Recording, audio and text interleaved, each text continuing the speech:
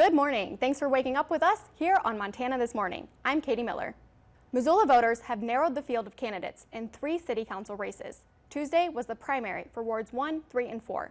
The top 2 candidates in each of those wards will advance to the November general election. We begin with Ward 1, where 3 candidates are vying for 1 seat. Ward 1 includes downtown Missoula, the Rattlesnake Valley, Marshall Canyon, and the North Side. Heidi West is the incumbent and is seeking re-election. Her challengers were Amber Schaefer and Elizabeth Weaver, and the top 2 candidates that will advance to November are Heidi West and Amber Schaefer. Ward 3 includes Missoula's Road Park, Riverfront, and University area neighborhoods. Gwen Jones is the incumbent councilwoman. She was running for re-election against 2 challengers. Those were Dakota Heilman and Drew Iverson. And the 2 candidates who will advance to November are Gwen Jones and Drew Iverson. John DeBari, the incumbent Ward 4 council member, was not running for re-election. The 3 Ward 4 candidates, all new to city government, are Alan Alt, Amber Sherrill, and Greg Strandberg. The top 2, Amber Sherrill and Alan Alt, will advance to November. Now that the primary has pretty much solidified who will be running this coming November, we can start to gauge what issues are going to be the main talking points. The Missoula City Council has some bold goals set in place by the current leaders. One of those being the 0 by 50 initiative, which was adopted last year, and its intention is to reduce Missoula's waste by 90% by 2050. The City Council also just recently approved of Missoula's housing policy.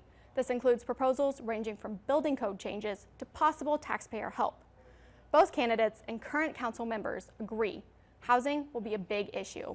West adds she is looking forward to continue addressing issues regarding plastic use. She says this helps meet that goal of 0 solid waste within the next 30 years. The city general election will be conducted as a mail ballot election in all wards on November 5th. Whitefish City Manager Adam Hammett tendered his resignation last week, stepping down as the city's top administrative officer after less than 3 years on the job. The Flathead Beacon reports Mayor John Mulfield announced Hammett's resignation in a press release, but provided no additional details behind the decision. Finance Director Dana Smith immediately took over as acting city manager, and the city will consider appointing her as interim city manager at its September 16th Whitefish City Council meeting. Hammett, a Montana native born and raised in Great Falls, stepped into the role in February 2017. Calls to Whitefish Mayor were not returned in time for this broadcast. National Suicide Prevention Week officially began on Sunday. Over the last few years, United Way, through the Your Tomorrow Matters project, has trained 4,000 Missoulians in recognizing signs of suicide. They are continuing to raise awareness this year. MTN's Russ Thomas has more. The number for the National Suicide Lifeline is 1-800-273-8255. You can also reach the National Crisis Text Line by texting MT to 741-741. Managers of the National Bison Range will keep wildlife as a priority, but visitors will get a few more amenities.